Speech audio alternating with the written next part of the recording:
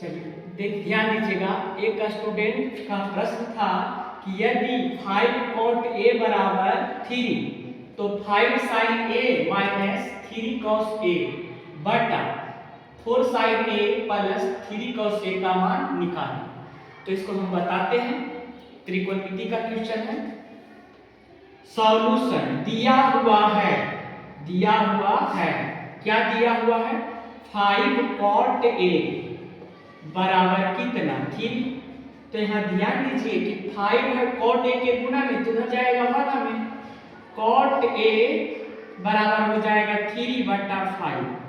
अब यहाँ फॉर्मूला हम लोग याद कीजिए कि cot थीटा बराबर क्या फॉर्मूला होता है? तो cot थीटा बराबर फॉर्मूला होता है आधार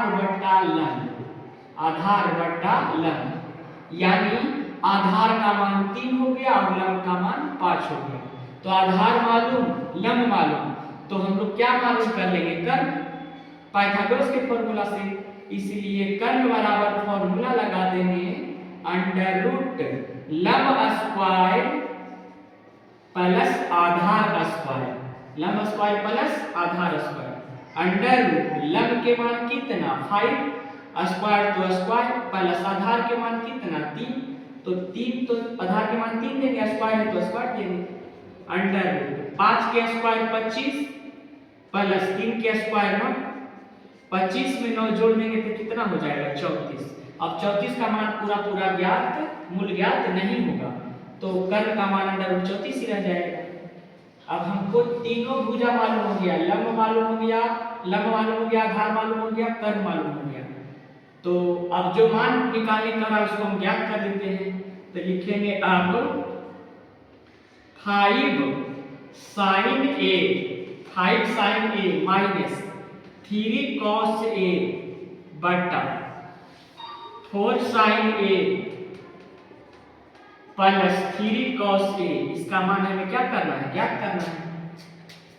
मान रखेंगे 5 तो 5 रहने देंगे, इंटू मीन्स गुना, साइन ए है, साइन थीटा बराबर सूत्र होता है लंब बटा कर्ण। तो आप लंब देखिए कितना है? 5 अब बटा कर्ण है अंडर रूट 34, माइनस तो माइनस, 3 है तो 3 देंगे, into means Guna, cos a cos theta बराबर सूत्र होता है आधार बटा कर्ण। तो आधार कितना है विद्यार्थी जी? 3। अब बटा कर्ण कितना है? अंडर रूट 34, कर्ण के मान अंडर रूट 34 है। फिर आगे 4 तो 4 इंटू मीन्स गुना, साइन थीटा बराबर होता है लंब बटा कर्ण। तो लंब कितना? 5, लंब 5 है और कर्ण कितना? अंडर रूट 34, यानी 5 बटा अंडर रूट 34। प्लस है तो प्लस देंगे, 3 cos a, 3 तो रह जाएगा, इंटू मीन्स गुना, cos थीटा बराबर आधार बटा कर्ण। तो आधार के मान 3 अब बटा अंडर कर्ण के मान अंडर रूट 34। अब ऊपर सॉल्यूशन करेंगे, फिर आप लोग नीचे ही लिखिएगा, गुना कीजिए, 5 तो 5 रह जाएगा, सॉरी 5 गुना 5 तो 25 बटा अंडर रूट 34 हो जाएगा, 25 बटा अंडर रूट 34 माइनस 3 तिया 9 बटा अंडर रूट 34, अंडर रूट 34। अब बटा के नीचे आइए, 4 5 20 अब बटा अंडर रूट 34, यानी 20 बटा अंडर रूट 34 प्लस तो प्लस, 3 तिया 9 बटा अंडर रूट 34।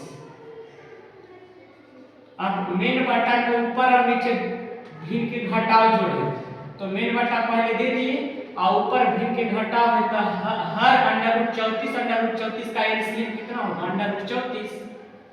अब अंडर रूट 34 से भाग अंडर रूट 34 में देंगे तो एक बार में कट जाएगा, तो 1 गुना 25 माइनस अंडर रूट 34 से भाग अंडर रूट 34 में देंगे, एक बार में कटेगा, 1 गुना 9 कितना? 9।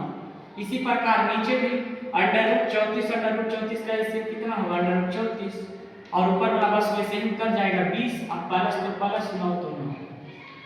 मेन बटा ये है, तो मेन बटा के देखिए, मेन बटा के ऊपर जो भिन्न बनेगा अंडर रूट 34 दोनों में है, तो अंडर रूट 34 से अंडर रूट 34 क्या हो जाएगा? कैसे? हर से खत्म हो गया। ऊपर देखिए 25 में से 9 घटेगा, 16 बचेगा जी, अब बटा 20 अब प्लस 9 कितना हो जाएगा? 29। यही हो जाएगा आंसर।